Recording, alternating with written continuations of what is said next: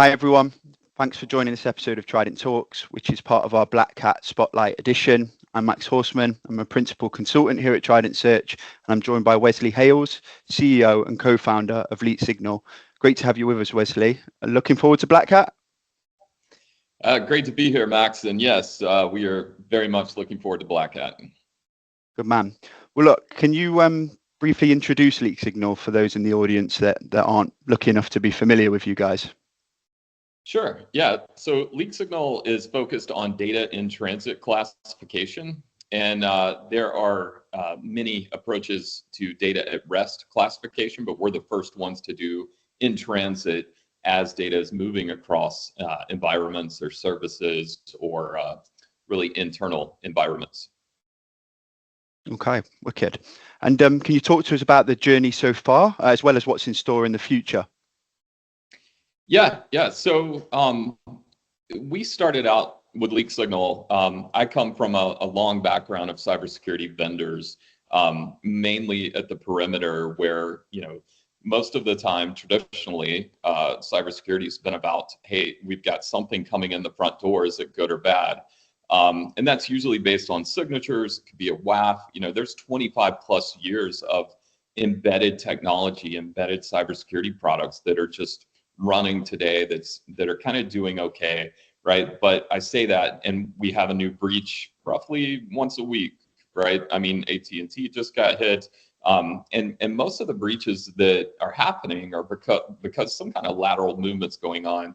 There's usually social engineering is involved. The attacker compromises an employee, and then that attacker gets privileged access, and then they go in and they exfiltrate a bunch of data.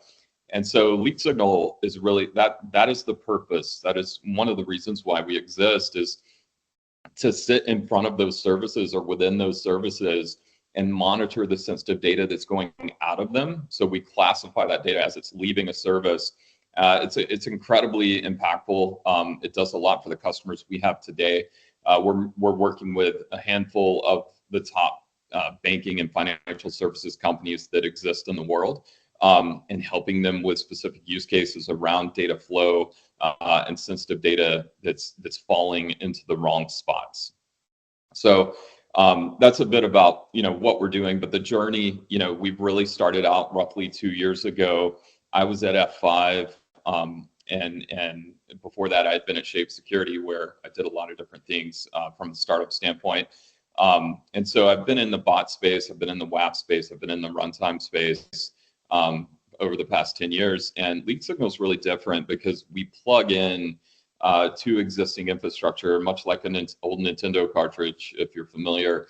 I'm dating myself here, but we want to be as lightweight as possible. And so that if you want to give us a try, you basically just plug us in, and it's just as easy as to remove us.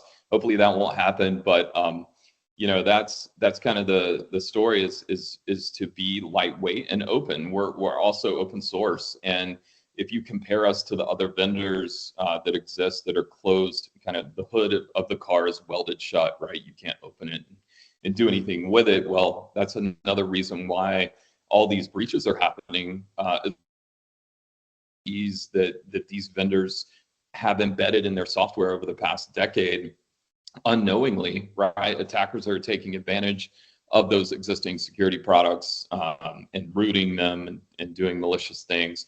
We are bypassing all of those weaknesses by going into the infrastructure that's already running. And so again, just lightweight and open and transparent. Awesome. And that kind of way of plugging in, right, does that minimize a lot of kind of friction in the sales cycle then? It sounds like obviously it's really open source friendly and users can kind of interact with the product quite easily. It does, yes. So, talking about integration friction, I come from a line of vendors where they either had a hardware appliance or a virtual, a cloud SaaS environment that you have to route traffic to get it inspected. I didn't want any of that with LeakSignal. I wanted it to go internal to their environment and then be able to run that within that environment, sending zero data out to a vendor cloud. So that's another kind of different approach that we're taking with the integration. Awesome.